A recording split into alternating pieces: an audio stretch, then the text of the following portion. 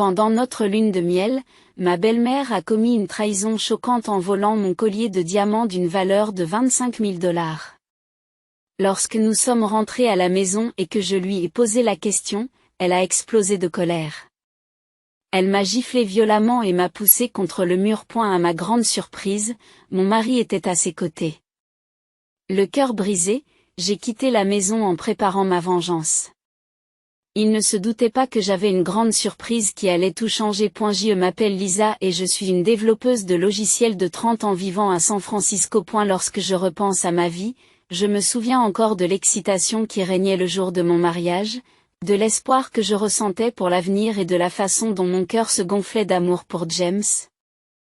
Mon amour d'université. Nous nous étions rencontrés pendant nos années d'université et nous nous étions rapprochés lors de séances d'études nocturnes et de rêves communs sur ce que serait notre vie. Je pensais avoir trouvé le partenaire idéal, mais comme le dit l'adage, le chemin du bonheur n'est pas toujours facile. Peu de temps après avoir échangé nos vœux, j'ai réalisé que mon conte de fées commençait à s'effilocher. Les premiers signes étaient subtils, comme une fuite lente dans un pneu qui s'aggrave progressivement jusqu'à ce que vous vous retrouviez bloqué sur le bord de la route. Et la coupable ? La mère de James, Martha. Martha, une femme d'une 50aine d'années, a élevé James seule et a toujours été très protectrice à son égard. J'avais constaté cette dynamique pendant nos années de fréquentation. Elle l'appelait souvent, plusieurs fois par jour, insistant pour savoir où il se trouvait et ce qu'il pensait de tout. J'avais supposé qu'il s'agissait simplement d'un aspect excentrique de leur relation, quelque chose dont je pouvais m'accommoder. Après tout, l'amour est une affaire de compromis, n'est-ce pas ? Mais une fois que nous nous sommes mariés, son ingérence s'est transformée en quelque chose de beaucoup plus envahissant. Presque immédiatement, Martha a commencé à critiquer mes choix. Tout, de la façon dont je décorais notre maison au repas que je préparais. Je me souviens d'une fois où elle m'a rendu visite à l'improviste et m'a trouvé en train d'expérimenter une nouvelle recette. Qu'est-ce que tu cuisines, Lisa ? Ça a l'air horrible, a-t-elle dit d'un air dédaigneux, comme si elle inspectait une expérience scientifique qui aurait mal tourné. J'essaie juste un nouveau plat de pâtes, Martha, ai-je répondu en essayant de garder ma voix calme. N'est-ce pas un peu trop riche ? Tu devrais t'en tenir à l'essentiel ? Rétorque-t-elle en secouant la tête. J'ai senti mes joues rougir d'embarras, mais j'ai essayé de l'ignorer. Je pensais qu'elle avait de bonnes intentions. Je me suis rappelé qu'elle essayait simplement de m'aider, même si j'avais l'impression qu'elle me démolissait. Au fil des semaines et des mois, ses visites sont devenues plus fréquentes et moins bienvenues. Elle passait sans appeler, utilisant un double des clés que je ne savais même pas qu'elle avait. J'entrais dans notre salon et je la trouvais en train de réarranger les meubles comme s'il s'agissait de sa propre maison. Elle me disait, cela va donner une meilleure fluidité à l'espace, faisant un geste dédaigneux de la main lorsque j'exprimais mes hésitations. Et la tension entre Martha et moi s'est accrue, et James ne semblait pas s'en rendre compte. Chaque fois que j'essayais d'en parler, il haussait les épaules en disant des choses comme « tu sais comment est ma mère. Essaie juste d'être patiente. » C'était exaspérant. Comment pouvait-il ne pas voir à quel point son comportement m'affectait ? J'ai commencé à me sentir isolée, piégée dans une situation où ma voix était étouffée par l'interférence constante de sa mère. L'amour que je ressentais pour Jacques commençait à s'estomper sous le poids de la frustration et de la souffrance. Puis, un jour, James a proposé que nous partions en lune de miel à Hawaï, afin de renouer les liens et d'échapper au chaos. J'ai senti une vague de soulagement m'envahir. Enfin, une pause avec Martha. Cependant, ce soulagement a été de courte durée lorsque Martha a insisté pour se joindre à nous. James, je ne pense pas que ce soit une bonne idée, ai-je dit en essayant de masquer ma panique. Mais James, pour la première fois, a tenu bon. Maman, ce n'est pas un voyage de famille. C'est notre lune de miel ? Juste Lisa et moi. Je suis restée bouche bée. C'était la première fois que je le voyais s'affirmer face à sa mère, et cela me remplissait d'espoir. Il y avait peut-être une chance pour nous, après tout. À notre retour de voyage, tout semblait en place. James et moi avions renoué avec l'amour, et j'étais impatiente de rentrer chez moi. Mais lorsque j'ai ouvert la porte de notre chambre, mon cœur s'est effondré. Notre chambre était une zone sinistrée. Les vêtements étaient jetés partout, les tiroirs à bijoux étaient cassés et mon précieux collier de diamants, un cadeau de mariage de ma mère d'une valeur de 25 000 $, avait disparu. James, viens ici, ai-je crié, la voix tremblante. Qu'est-ce qui ne va pas, demanda-t-il en se précipitant dans la pièce. Je ne trouve pas mon collier. Regarde ce désordre. J'ai fait un geste sauvage pour montrer le chaos qui régnait. Le visage de James pâlit tandis qu'il examine la pièce. Je ne sais pas. C'est tellement étrange, marmonna-t-il. La confusion et l'inquiétude se dessinant sur son visage. Désespéré, je me tournai vers lui. Tu crois que c'est possible? Non, Lisa. Je ne peux pas croire que ma mère ait fait quelque chose comme ça, a-t-il interrompu, le ton défensif. Je déglutis difficilement, sentant un œuf se former dans mon estomac. Mais au fond de moi, la suspicion s'insinuait. Je n'arrivais pas à me débarrasser du sentiment que Martha était impliquée d'une manière ou d'une autre. Je devais trouver des réponses. Cette nuit-là, le sommeil m'a échappé, je me suis retournée, hantée par le désordre de notre chambre et l'absence du collier que je chérissais. Je ne comprenais pas comment Martha avait pu me trahir de la sorte. La femme que je croyais presque autoritaire s'était transformée en quelqu'un que je craignais. Le lendemain, j'ai décidé d'agir. J'ai visité plusieurs bijouteries de la région, à la recherche d'une quelconque trace de mon collier. Après avoir passé des heures à chercher et presque abandonné tout espoir, je suis entré dans une petite boutique cachée dans un coin de la ville. En parcourant les étalages, mon cœur s'est arrêté. Il était là, mon collier de diamants brillant sous la vitre. Je m'excuse. J'appelle le commerçant. Puis-je voir ce collier, s'il vous plaît? Lorsque je l'ai tenu dans mes mains, j'ai eu l'impression que le sol se dérobait sous mes pieds. Je devais savoir qui l'avait vendu. Pouvez-vous me montrer les images de vidéosurveillance de l'arrivée de ce collier? Demandai-je. Ma voix était posée malgré le chaos qui régnait dans mon esprit. Le commerçant a accepté, en regardant les images, mon cœur s'est serré. Sur l'écran, on voyait clairement Martha, ma belle-mère, en train de me remettre mon précieux collier. J'ai ressenti un tourbillon d'émotions, de trahison, de colère et d'incrédulité. Furieuse, je me suis précipitée chez moi, prête à la confronter. Mais en m'approchant de la porte, j'ai trouvé Martha qui m'attendait, les bras croisés et un sourire suffisant sur le visage. Que fais-tu ici, Lisa? On dirait que tu as vu un fantôme, dit-elle en ricanant. Ne joue pas avec moi, Martha. Je sais ce que tu as fait. J'ai craqué, le cœur battant. Son sourire affaibli un instant, et pendant cette fraction de seconde, j'ai ressenti un élan de confiance. J'avais la preuve.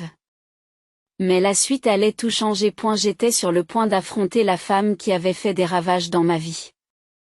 Je ne savais pas à quel point la trahison serait profonde. Sur le pas de la porte, j'ai pris une grande inspiration, essayant de rassembler mes idées. Et la présence de Martha était suffocante, et je sentais la colère bouillonner en moi comme un volcan prêt à entrer en éruption. Je n'avais jamais imaginé qu'affronter ma belle-mère me procurerait une telle sensation. Comme si j'entrais dans un champ de bataille où les enjeux étaient si élevés. Lisa, pourquoi me regardes-tu comme ça? Si tu as quelque chose à dire, dis-le, dit Martha, le ton moqueur. Assez joué, Martha. Je sais que tu as vendu mon collier de diamants. Je l'ai dit, ma voix tremblant de rage et d'incrédulité. Je t'ai vu sur la vidéo de surveillance de la bijouterie. Son expression a changé instantanément. Son air suffisant a disparu, remplacé par une lueur de colère. Comment oses-tu m'accuser de vol? Rétorqua-t-elle en haussant le ton. Vous avez toujours eu une imagination débordante, n'est-ce pas? Je n'imagine rien du tout. Tu as pris quelque chose qui ne t'appartient pas, et il est temps que tu l'admettes. J'ai répliqué en me rapprochant d'elle, ne voulant pas laisser sa tactique d'intimidation agir sur moi cette fois-ci. Les yeux de Martha se sont rétrécis et elle a fait un pas en avant, envahissant mon espace personnel. Tu crois que tu peux venir chez moi et me lancer des accusations? Tu es juste jalouse que j'ai élevé James seul et qu'il tienne encore à moi. Tu ne seras jamais aussi importante que sa mère. Cracha-t-elle, la voix pleine de venin. Ce n'est pas parce que je suis sa femme que je suis moins importante. Tu dois comprendre que je fais aussi partie de cette famille, mais tu agis comme si je n'étais qu'un inconvénient, répondis-je, le cœur battant la chamade. J'y ressentais un besoin irrépressible de me défendre, de lui faire comprendre que je n'allais pas reculer cette fois-ci. Soudain, James a franchi la porte, un sac de provisions à la main. Dès qu'il nous a vus, la tension était palpable, il a laissé tomber le sac et s'est précipité. Qu'est-ce qui se passe? Pourquoi a-t-on l'impression que vous êtes sur le point de vous entretuer? Martha m'a menti, James. Je sais qu'elle a vendu mon collier, et j'en ai assez de prétendre que tout va bien. J'ai dit. Ma voix s'élevant. Je me suis tournée vers lui, cherchant désespérément du soutien. Tu dois me croire. J'ai des preuves. James a regardé entre nous, la confusion se dessinant sur son visage. Maman, c'est vrai, demanda-t-il sur un ton hésitant. Je n'ai rien fait.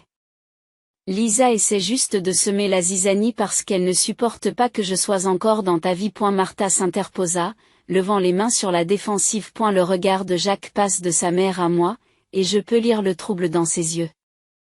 J'ai besoin de vous entendre tous les deux. Que s'est-il passé exactement? Demanda-t-il, essayant de jouer les médiateurs. J'ai pris une grande inspiration, le cœur battant la chamade. J'ai trouvé le collier chez un prêteur sur gage, James. J'ai les images. Ta mère l'a vendu pendant notre lune de miel. J'expliquai les mots qui sortaient de ma bouche. Jacques se tourna vers Martha, qui transpirait visiblement et dont le calme s'était effondré. Est-ce vrai? As-tu vendu le collier de Lisa? Et je l'ai emprunté. Elle bégaya, essayant de déformer le récit. Je pensais qu'il traînait. Elle a je ne voulais pas causer d'ennui. Emprunter? Ce n'est pas un emprunt si tu le vends. J'ai crié, ma frustration était à son comble. Tu l'as volé. Tu savais ce qu'il représentait pour moi. Arrêtez de crier tous les deux. James cria, sa voix résonnant dans la petite entrée. Ça n'aide pas maman, pourquoi as-tu fait une chose pareille? C'était une erreur. Martha s'emporte, sa nature défensive se met en marche. Je pensais que ce n'était qu'un vieux bijou, quelque chose d'oublié. Je ne savais pas que c'était spécial pour elle. Assez d'excuses. Tu n'as fait que me manquer de respect depuis le premier jour. J'ai essayé d'être patiente, mais là, tu dépasses les bornes. Le silence de James était assourdissant. J'avais l'impression de me tenir au bord d'une falaise. Attendant qu'il me tire en arrière ou qu'il me laisse tomber. Je n'arrive pas à y croire. Dit finalement Jacques, l'air vaincu. Maman, tu dois comprendre que ce que tu as fait est inacceptable. Nous devons trouver un moyen d'arranger les choses. Régler ça? Comment pouvons-nous arranger les choses alors qu'elle m'a clairement fait comprendre qu'elle ne me faisait pas confiance? Dis-je en pointant Martha du doigt. J'en ai assez d'être celui qui doit faire des compromis. Tu dois faire un choix, James. Les yeux de Martha s'illuminent de colère et elle recule d'un pas, l'expression s'assombrissant. Tu crois que tu peux venir dans notre famille et exiger quelque chose? Tu n'es rien sans mon fils. Cette déclaration m'a fait l'effet d'une gifle et j'ai senti les larmes me monter aux yeux. Je ne suis pas rien. Je suis sa femme. Et je mérite votre respect. James regarde entre nous. Visiblement déchiré. J'ai besoin de temps pour réfléchir. Finit-il par dire d'une voix basse. Je ne peux pas m'occuper de ça maintenant. Sur ce, il se détourna et s'éloigna, me laissant seul avec Martha. La tension flottait dans l'air, épaisse et suffocante. J'ai senti un sentiment de désespoir m'envahir, sachant que les choses avaient atteint un point de rupture. Ton mari est faible, Lisa. Ricana Martha, sa voix dégoulinant de dédain.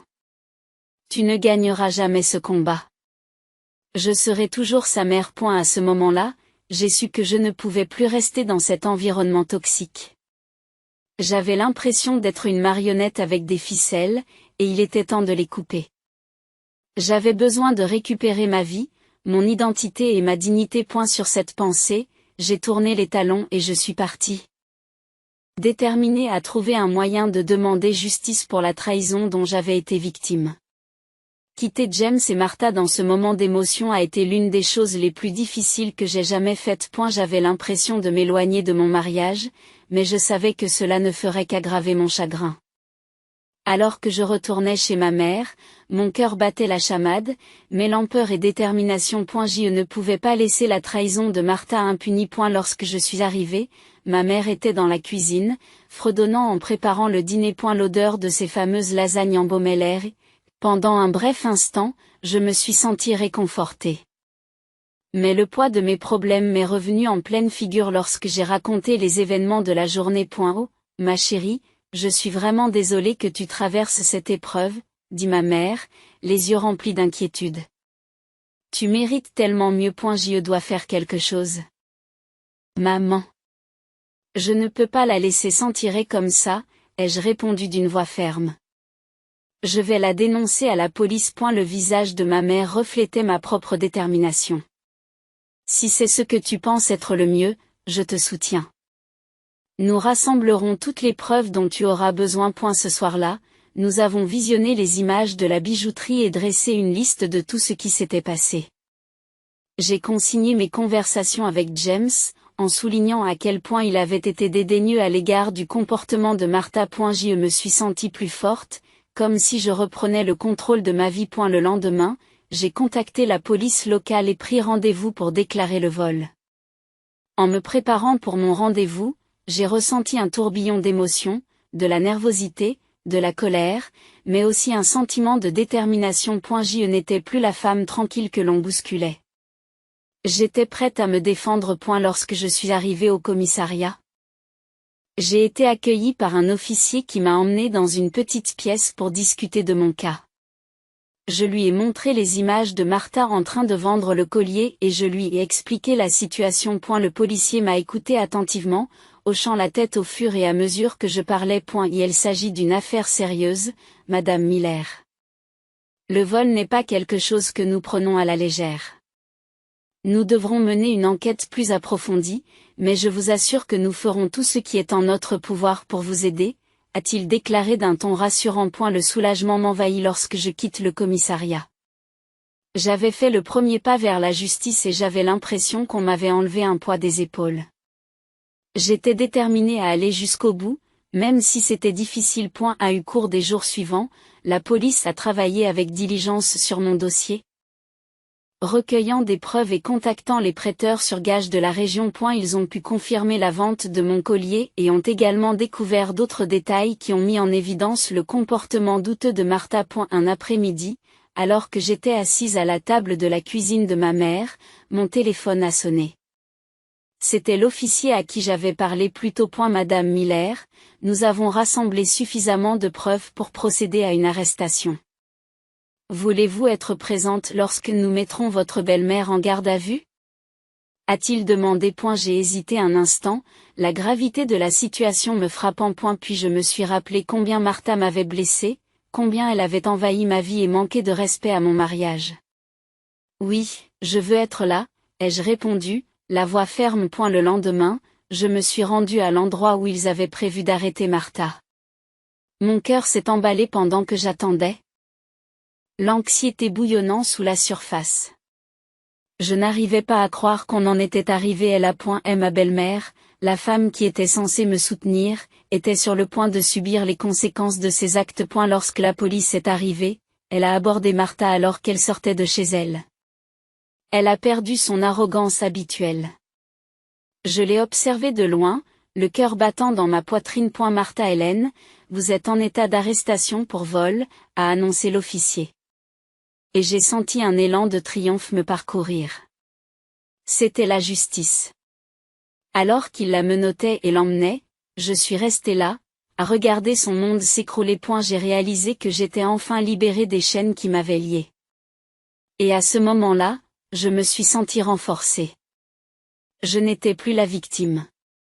J'étais une survivante, prête à reprendre ma vie en main. Le jour où Martha a été arrêtée a marqué un tournant dans ma vie. Je l'avais affronté et j'avais pris le contrôle de mon propre récit. Après que la police l'a emmené, j'ai ressenti un étrange mélange d'émotions, de soulagement, de tristesse et un indéniable sentiment de puissance. Je savais que j'avais fait ce qu'il fallait, mais la réalité de la situation pesait lourdement sur mon cœur. Dans les jours qui ont suivi, je me suis retrouvée dans un tourbillon de procédures judiciaires. L'arrestation de Martha a donné lieu à des accusations de vol, et j'ai appris qu'elle aurait probablement à faire face à de graves conséquences pour ses actes. J'ai senti que je commençais à tourner la page, mais j'ai également dû faire face au fait que mon mariage avec James ne tenait plus qu'à un fil. James m'a tendu la main à plusieurs reprises, me suppliant de lui accorder une chance de parler. J'étais hésitante, mais je savais que nous devions aborder la question de l'éléphant dans la pièce.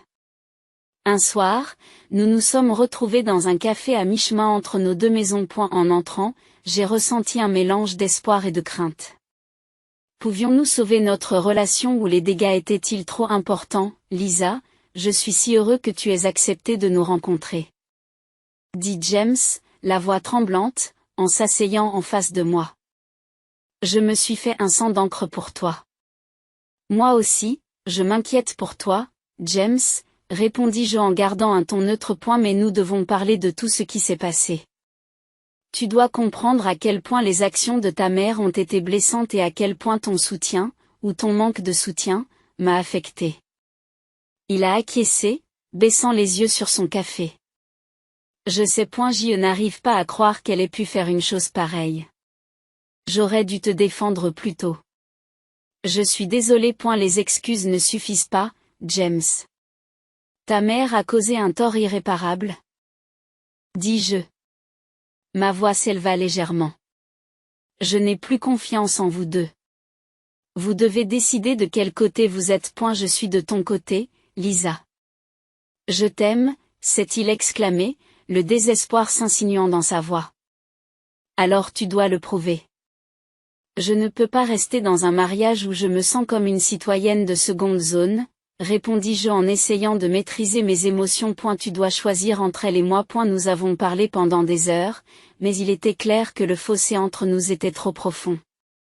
Bien qu'il ait professé son amour pour moi, je n'arrivais pas à me défaire du sentiment que sa loyauté envers sa mère passerait toujours en premier. Lorsque nous nous sommes séparés ce soir-là, j'ai su que j'avais pris ma décision. La semaine suivante, j'ai demandé le divorce. Ce fut douloureux, mais je me sentais plus légère. Comme si je m'étais débarrassée d'un poids que je portais depuis trop longtemps. Et la date du procès de Martha a été fixée à quelques semaines plus tard. Le jour venu, j'ai ressenti un mélange d'anxiété et d'impatience en entrant dans la salle d'audience. Je voulais que justice soit faite pour montrer à Martha que ses actes avaient des conséquences. Lorsqu'elle est entrée, elle avait l'air plus âgée, plus hagarde que je ne l'avais jamais vue. C'était un rappel brutal de la gravité de la situation. La procédure a été rapide.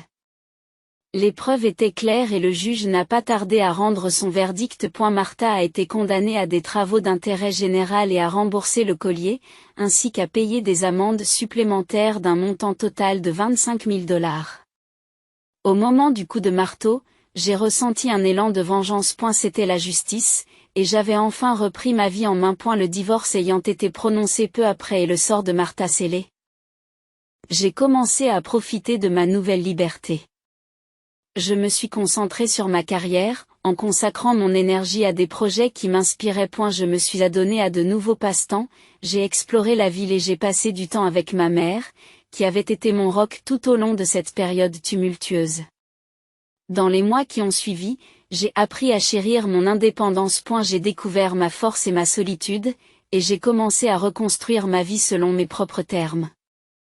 J'ai réfléchi aux leçons que j'avais apprises sur la confiance, le respect et l'importance de se défendre. Un soir, assise dans mon appartement, en sirotant un verre de vin et en regardant le coucher de soleil sur la ville, j'ai senti un sentiment de paix m'envahir.